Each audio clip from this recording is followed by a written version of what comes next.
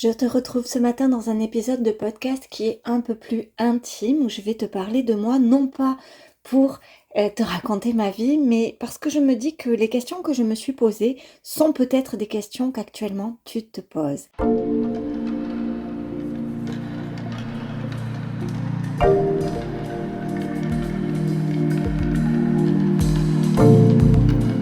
Hello, mon nom est Florence Vie, je suis mentor dans le domaine de l'évolution spirituelle au féminin, fondatrice de Révèle ta magie. J'accompagne les femmes connectées, intuitives et engagées à vivre une vie guidée chaque jour par l'âme et le cœur. Ce qui m'anime, c'est un monde où les femmes se révèlent et rayonnent la lumière de leur âme. Si tu souhaites incarner tes plus belles fréquences au quotidien et recherches des partages, des astuces, des conseils, une vision, alors tu es à l'endroit parfait. Bienvenue dans mon univers et dans le podcast Les Magiciennes. Hello belle magicienne, ce matin c'est un rendez-vous un peu plus intime que nous avons ensemble. J'ai le sentiment de te retrouver comme dans des endroits que j'adore, comme les salons de thé, tu sais, puis on est en train de se raconter nos choses. Et comme je te le disais précédemment, dans l'introduction de cet épisode, l'idée est absolument pas juste de te raconter ma vie pour te raconter ma vie, mais parce que je pense que les questions par lesquelles je suis passée probablement sont des questions que tu peux te poser ou que tu t'es déjà posé, et peut-être que mon humble témoignage peut t'amener des réponses, des éclairages. Donc aujourd'hui, on va parler de médiumnité, de comment est-ce que ça se révèle. Alors moi, je vais te parler surtout de comment ça s'est révélé pour moi et chez les femmes que j'accompagne. Je ne vais pas te faire l'exposé de ce qu'est la médiumnité et la manière scientifique dont on pourrait l'aborder. Je vais prendre ça depuis mon propre prisme. La médiumnité, c'est quelque chose qui a toujours été présent chez moi, simplement je ne posais pas de mots dessus. Lorsque l'on est avec une particularité, et en réalité, nous avons tous des particularités. L'idée n'est pas de dire que les personnes qui sont médiums sont meilleures ou moins bien que les autres, ou que les personnes qui ont une très superbe vue, très affûtée, sont meilleures ou moins bien. Ce sont comme des singularités que nous avons, chacun, chacune. Et lorsque l'on est avec une singularité, on peut considérer que chaque être est conçu de la même manière. Donc moi, en tant qu'enfant, j'étais persuadée qu'on était tous pareils et que nous percevions tous le monde de la même manière. Et c'est à l'adolescence où j'ai vraiment heurté ma vision à la vision de mes pères, à la vision de mes amis, au collège, que je me suis rendu compte que j'étais vraiment différente et que je me suis sentie comme un peu une extraterrestre.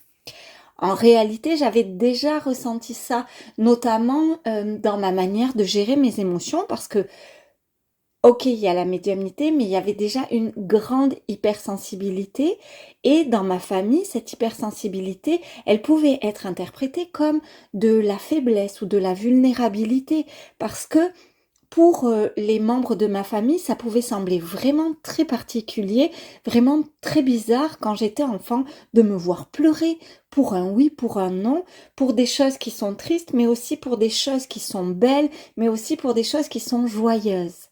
Puis ça s'est vraiment renforcé à l'adolescence et dans l'âge où j'étais jeune adulte, où je pouvais pleurer devant un film parce que la scène était tellement belle, voire même devant un dessin animé, et ça pouvait laisser mes amis vraiment surprises de me voir réagir de cette manière-là.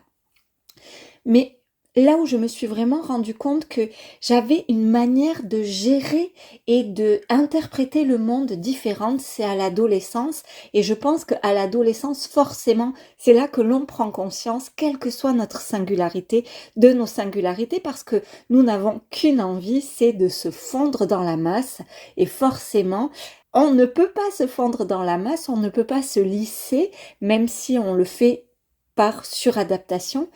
Et on se rend compte à quel point il y a des choses qui débordent du cadre, quoi. Je me suis rendu compte à quel point je pouvais ressentir le décalage entre les paroles d'une personne et ce qui se passait en elle. J'avais comme le sentiment de pouvoir lire dans les personnes comme dans un livre.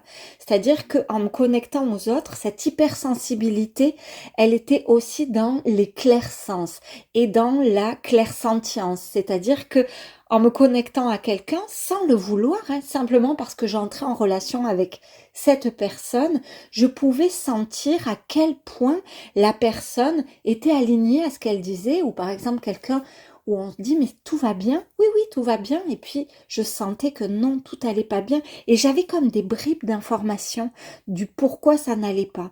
Aussi j'étais souvent la copine qui pressentait, la copine qui comprenait avant tout le monde que une telle avait trompé un tel et qu'elle n'arrivait pas à l'assumer, ou j'étais toujours cette fille-là à qui on disait mais comment tu sais? Puis moi j'étais persuadée qu'il suffisait de juste un peu d'observation pour ressentir, et j'étais persuadée que n'importe qui était à l'écoute de ça pouvait le sentir. En réalité, c'est pas si faux. N'importe qui va se mettre à l'écoute peut le ressentir. Simplement, c'est clairsentience chez moi, la clairsentience et la clairvoyance, alors qui est absolument différente de la voyance, c'est-à-dire de voir des choses qui peuvent arriver dans le futur. La clairvoyance, c'est comme voir des choses qui sont cachées. Eh bien, chez moi, c'était vraiment développé. Et c'est ainsi que s'est manifesté ma médiumnité dans ses débuts, dans ses prémices. Donc vraiment, si vous avez des souvenirs au collège, au lycée, d'être celle qui comprend les choses avant tout le monde, mais pas nécessairement elle est le son, mais qui comprend que un tel aime bien un tel, mais c'est évident, ça se voit comme le nez au milieu de la figure. Puis quand vous dites ça à vos amis, vous dites ben non, je sais pas, non, ça se voit pas tant que ça. Ou si vous étiez celle qui pouvait voir que ah oui, un tel, elle a trompé un tel. Ah oui, un tel, elle cache quelque chose. Ah oui, un tel, elle a l'air de vraiment pas aller bien. Si vous avez des souvenirs de ça, puis que c'est pas juste une fois, que c'est pas comme quelque chose d'anecdotique, mais que c'est vraiment quelque chose qui est là très souvent, de manière vraiment récurrente dans votre histoire de vie, c'est que vous avez aussi cette sensibilité accrue au niveau de la clairsentience, de la clairvoyance. Donc moi, ça a commencé comme ça, et puis j'étais toujours en quête d'une spiritualité. J'étais fascinée par les peuples premiers, j'étais fascinée par les traditions chamaniques, fascinée par la psychologie. Ma grande envie, c'était être dans la tête des gens pour observer leur monde. Et depuis ma plus tendre enfance, d'aussi loin que remontent mes souvenirs, j'ai toujours eu la conscience que chaque être était comme un monde, ou que dans chaque être existait un monde, et que dans ce monde-là, il y avait tellement d'infos qui pouvaient être ressenties et qui devaient absolument être respectées et qui forgeaient, déterminaient la manière dont cette personne percevait et entrait en relation avec le monde. Alors que je construisais vraiment mon identité, donc moi c'est arrivé un peu tard, je me suis beaucoup adaptée, j'ai beaucoup essayé d'être comme, donc de vraiment me lisser, me suradapter jusqu'à vraiment, je dirais, autour des 19 ans. Jusqu'à là, je savais pas réellement qui j'étais, j'essayais juste d'être au mieux, de rentrer dans les cases, d'être celle qui pouvait être acceptée le mieux, et ma croyance était que pour être acceptée, il fallait être comme tout le monde, donc je passais mon temps à essayer d'être comme tout le monde. Alors on fait tout ça, plus ou moins, l'adolescence c'est aussi le temps où on fait ce jeu entre essayer de ressembler à l'extérieur et essayer de trouver, de heurter l'extérieur avec nos propres convictions. Mais à l'âge de 19 ans, j'ai commencé à avoir une soif de spiritualité, une quête de ce qui était caché, de ce qui était inconnu. Alors, j'ai pas pris les meilleurs chemins, puis je vais pas nécessairement m'étendre là-dessus. pour aller vers la spiritualité. Il y en a qui partent en retraite spirituelle, il y en a qui font des voyages. Moi, je suis allée vers les choses simples, accessibles depuis mon point de vue, et c'était pas nécessairement les meilleurs chemins, mais il n'empêche que c'était toujours la quête de ouvrir ma conscience qui était le leitmotiv de tous mes cheminements. Ça m'a amené à entrer donc à l'université, faire des études de psycho, puis m'intéresser au chamanisme via la psycho parce que dans mon poste de psychologue en hôpital psychiatrique, je me suis vite rendu compte que ce que je pouvais proposer était vraiment limité. Et quand je dis ça, c'est depuis mon prisme à moi, hein. Je suis absolument pas en train de critiquer ce que l'on peut proposer en hôpital psychiatrique, et je suis tellement admirative du travail qui peut être fait. Pour autant, je pense que venir implémenter des connaissances que l'on peut trouver dans la spiritualité, dans le chamanisme, dans les accompagnements serait tellement profitable. Donc tout ça m'a amené à la sophrologie, justement pour ouvrir encore plus, mais j'étais encore pas totalement dans la médiumnité, sauf que dans mes voyages, dans les expériences vécues, je me suis rendu compte à quel point je connectais des espaces, des dimensions qui étaient vraiment grandes, dans lesquelles je voyageais avec facilité. Et c'est à partir de ce moment-là, à partir du moment où j'ai commencé à ouvrir par une voie tellement respectueuse pour mon essence, pour mon corps, pour la femme que j'étais, pour mes valeurs, que j'ai commencé à déployer, à laisser couler à travers moi une guidance plus grande. Dans mon cabinet de sophrologue, je me suis rendu compte que très souvent, ça parlait à travers moi. Alors, qu'est-ce que ça veut dire? Ça veut dire que je m'étonnais moi-même de ces choses que je pouvais dire à mes clientes. Je trouvais ça drôlement sage, je trouvais ça tellement éclairé, et j'avais bien conscience que une fois la séance terminée, une fois vraiment l'énergie refermée, je n'avais pas accès à cette sagesse-là. En réalité, si tu vis ça, magicienne qui est en train de m'écouter, si tu as déjà expérimenté ça, et je suis quasiment persuadée que c'est le cas parce que si tu écoutes ce podcast, c'est nécessairement que c'est venu t'appeler. Si tu as déjà expérimenté ça, c'est que tu es en train de canaliser une sagesse qui est plus grande que toi. Tu sais, on met souvent dans les mots channeling, canalisation, comme quelque chose qui évoque une élite, qui évoque des personnes extrêmement avancées, qui auraient pu, dans notre imaginaire, dans notre inconscient collectif, qui auraient pu transcender tellement de problématiques de l'humain. Nous avons toutes et tous accès à cela. Et quand nous mettons notre contribution au service de ce qui est le plus grand en nous, quand nous nous plaçons dans notre cœur, moi en l'occurrence là c'était accompagner des femmes, trouver les mots qui vont soutenir le mieux ce qu'elles sont en train de vivre, soutenir le mieux leur capacité à revenir dans l'amour. Elle est là, moi, ma plus grande contribution. C'est là que je suis le plus alignée à qui je suis. Dans les moments où j'accompagne la personne que j'accompagne à revenir à l'amour d'elle-même, à avoir une vision bienveillante, aimante d'elle-même, à s'accueillir telle qu'elle est. Peut-être que toi, c'est à d'autres endroits. Peut-être que toi, tu prépares des plats. Peut-être que toi, tu écris des livres ou des poésies. Peut-être que toi, tu composes ou interprètes des chansons. Peut-être que toi, tu fais visiter des villes. Mais lorsque tu es dans ta plus haute contribution, et puis peut-être que ta contribution, elle n'est pas juste à un endroit, mais probablement que tu as déjà senti que tu es porté par une énergie, que tu es animé. Animé, ça vient d'âme. Animé, c'est lorsque l'âme est en train comme de souffler sur ton feu intérieur pour te porter, pour grandir ses flammes. Alors, tu peux avoir le sentiment que ça coule à travers toi. Alors, tu canalises.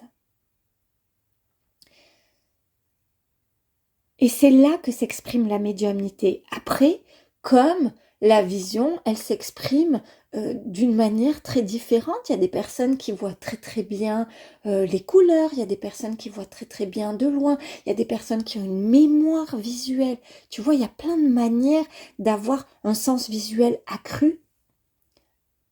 Alors, la médiumnité aussi a différentes manières de s'exprimer. Donc là, moi, je te parle de ma manière, puis j'essaye, tu vois, un petit peu de déployer pour que tu puisses y trouver tes propres réponses, y trouver tes propres révélations. Une chose qui, pour moi, a été un tournant dans cette vision-là, c'est le jour où j'ai fait une sortie de corps. C'était en réalité la deuxième fois que je faisais une sortie de corps. La première fois, j'étais enceinte, mais j'ai eu tellement peur, en fait, de cette sortie de corps parce que il y avait dans mon ventre mon bébé que je me suis pas trop occupée de ça, puis j'étais pas accompagnée pour interpréter ce que j'ai vécu. La deuxième fois, j'étais avec un chaman qui était venu animer une séance de biodanza dans l'association que j'avais fondée.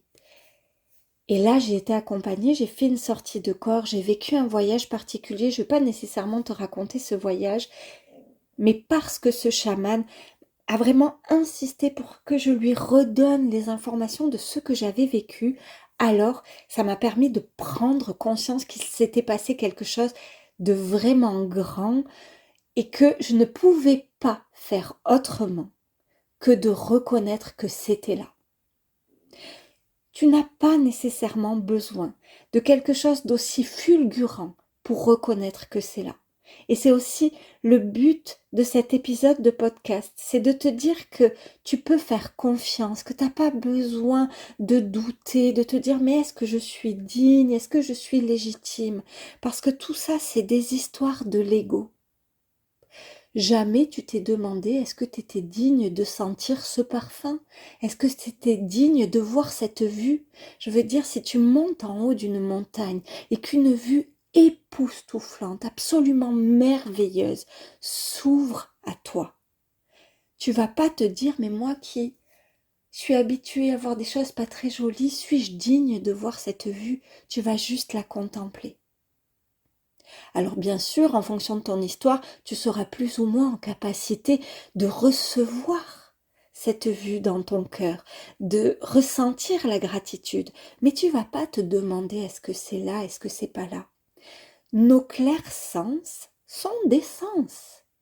Donc l'idée est de pouvoir simplement, avec cet épisode de podcast aussi, te faire prendre conscience que oui, c'est déjà là, que oui, tu as déjà vécu des choses, que oui, tu as déjà vécu des choses qui sont un peu de l'ordre du mystique, de l'ordre de l'expérience spirituelle. À partir de là, j'ai pu laisser couler, ça m'a vraiment demandé, moi j'étais vraiment en résistance en réalité, donc ça m'a vraiment demandé de lâcher tellement de choses. Les choses que ça m'a demandé de lâcher, eh bien, c'était déjà lâché avec cette idée de est-ce qu'il faut être digne. J'avais dans mon représenté, dans mon inconscient, l'idée que pour vivre une expérience mystique, il fallait être digne. C'est comme si on avait été choisi par un Dieu un petit peu sévère et que forcément, je ne pouvais pas avoir été le genre de personne qui était choisie. Il m'a fallu rompre avec ce schéma-là de il y a une élite comme des troupes d'êtres super lumineux et éveillés qui ont accès à ça. J'ai dû vraiment rompre avec cette vision pour pouvoir exprimer cette médiumnité et la laisser couler à travers moi. J'ai aussi dû travailler avec le fait que en acceptant de laisser naître cette part de moi, je pouvais être jugée pour ce que j'étais. Je devenais vulnérable et je pouvais prendre le risque d'être rejetée par mon clan. Dans la famille dans laquelle je suis incarnée, J'ai des souvenirs de mon arrière-grand-mère qui avait quand même une notion de la spiritualité. On parlait souvent de choses comme ça, où elle mettait du cuivre autour de son poignet pour enlever les rhumatismes. Et il y avait encore cette vision-là, mais du côté de ma lignée paternelle et des hommes de ma famille, la spiritualité, c'est n'importe quoi. Mon père est athée, il y avait quelque chose comme de l'ordre du rejet. Et je savais, en incarnant, en laissant, en rendant visible cette part de moi, que j'allais heurter les convictions des hommes de ma famille, notamment de mon père, et aussi prendre le risque de déplaire.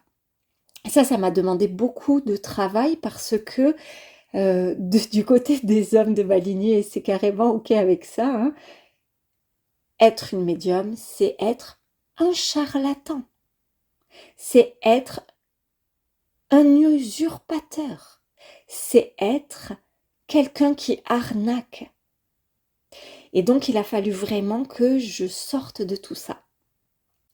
Et en même temps, il y a ce paradoxe, parce qu'il y avait une part de moi qui avait tellement envie, parce qu'il y a toujours eu en moi cette soif de la spiritualité, cette envie de découvrir ce qui est caché, ce qui est derrière les voiles. Il y a toujours eu ce souvenir-là, qu'il y avait quelque chose de plus grand. J'ai toujours eu cette conscience. Donc si tu as cette conscience et que tu as ces blocages, ces peurs, c'est normal, ce paradoxe existe en nous, il n'y a aucun problème avec le fait d'être dans ce paradoxe. L'idée est maintenant de sentir comment est-ce que tu peux donner plus de place à tes élans qu'à tes peurs. Comment est-ce que tu peux embarquer avec tes peurs pour expérimenter, pour vivre les expériences spirituelles. Il y a aussi, alors moi j'ai pas trop vécu ça, et peut-être d'ailleurs je me suis heurtée à cette réalité-là parce que je ne la reconnaissais pas. Il y a aussi parfois la peur d'être en danger. Si je commence à canaliser, si je commence à laisser entrer des énergies en moi, qu'est-ce que je vais laisser entrer? Moi j'avais toujours cette idée que en étant connectée à l'amour, je risquais rien. Il y avait quelque chose d'un peu aussi naïf à l'intérieur de moi parce que du coup, j'avais tendance à croire que tout le monde était comme ça, que tout le monde canalisait des belles choses parce que la canalisation, c'était nécessairement être connecté à l'amour. Bon, c'est pas toujours le cas. On peut canaliser des choses et ne pas du tout être connecté à l'amour. Et du coup, ce qu'on canalise est en lien avec notre fréquence vibratoire. Donc, tant que tu es connecté à l'amour, tant que c'est l'expression de ta plus haute contribution, je peux entendre que tu aies peur de ce que tu laisses entrer en toi. Je peux entendre que tu questionnes la véracité de ce que tu laisses entrer en toi et la lumière de ce que tu laisses entrer en toi. Mais il y a plein de protocoles pour se protéger. Fais juste confiance que l'amour est la plus puissante des énergies. L'amour est toujours la plus puissante des énergies. Puis si tu sens dans des moments que tu es énervé, c'est pas le bon moment, tu vois, pour poser des questions, pour laisser couler à travers toi. Prends d'abord un temps pour revenir dans ton cœur, pour revenir dans cette énergie-là. Voilà. Chère magicienne, ce que j'avais envie de te partager, je te partage ça parce que ce qui naît en moi en ce moment, c'est l'élan d'accompagner à cet endroit-là. Je sais que dans ma communauté, vous êtes nombreuses à avoir envie de laisser couler cette médiumnité en vous, puis vous êtes un peu dans cette perspective de vous dire « Ok, mais comment est-ce que je fais ? Ok, mais comment est-ce que je me permets de vivre ça ? Ok, mais comment est-ce que cela s'exprime ?» Aujourd'hui, avec cet épisode de podcast, je voulais vraiment t'amener cette vision-là. Ces petites clés-là. J'espère que tu auras trouvé, que tu auras pioché dans cette histoire, dans cette bribe de mon histoire, des petites réponses, des manières de voir les choses, que certains épisodes de ma vie auront fait écho à des choses que tu as toi-même expérimentées. J'espère vraiment de tout cœur que cela va pouvoir contribuer à te permettre d'exprimer qui tu es dans toute ta vérité, dans toute ta complétude, dans toute ton unité. Je t'envoie tout mon amour, merveilleuse magicienne. Je te remercie d'être là. Je te remercie pour ton écoute. Je te remercie pour ton amour. Je te remercie pour ta bienveillance. Tu n'as pas idée à quel point c'est précieux pour moi. Si tu as envie de partager avec moi, tu peux le faire en commentaire, tu peux venir sur mes réseaux. Moi, j'adore ça, j'adore répondre personnellement à chaque message. Je le fais du mieux que je peux. Parfois, je ne suis pas vraiment disponible, alors il y a un temps de latence, mais sache que véritablement, je fais du mieux que je peux pour venir répondre personnellement à chaque message.